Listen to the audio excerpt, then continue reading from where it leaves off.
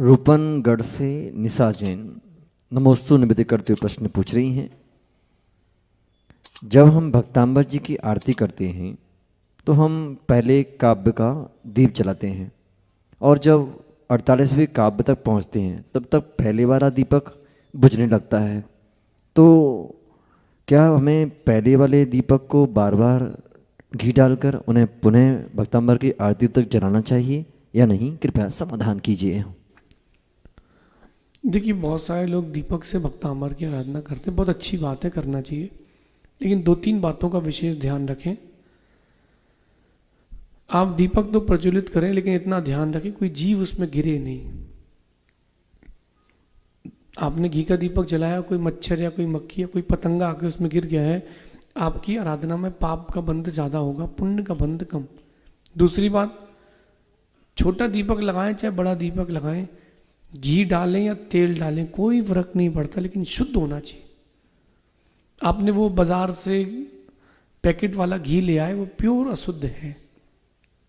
जो अनुष्ठान करते हैं विद्वान, वो भी ध्यान दें, क्योंकि अपन ने पंचकर्णा किया, कोई अनुष्ठान, अपन ने दीपक जला दिया, एक कटोरा घी भर दिया। सिद्धांत की दृष्टि से मैं बात कर रहा हूं, गहरी बात है, क्योंकि अपन लोगों के पुण्य की वर्धनी क्रिया कर रहे हैं। पानी तो छानना पड़ेगा, उसका कोई ऑप्शन नहीं है ना। लेकिन घी की बात करूं मैं अगर, तो जिस गाय या भैंस का, जिस भी जानवर के दूध का घी है, 8 अंतर मुहूर्त के बाद का मलाई का वो जो सिस्टम रहता है ना, 24 घंटे की मलाई के बाहर का है। जिज्ञासु जन है वो आएंगे क्रम से अपनी जिज्ञासा। जो तपस्या कर लेंगे तो फिर ज़्यादा स्वाध्याय में फिर या ग्रंथों के लेखन में उतनी ज़्यादा एनर्जी नहीं रहती, तो हम अभी ज्ञान योग में लगे, फिर तप योग में लग जाएंगे।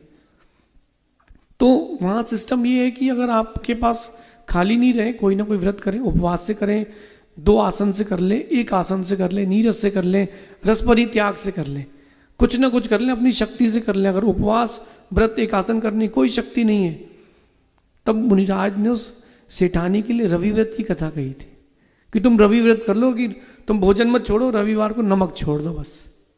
तो उसने कहा चलो ठीक है।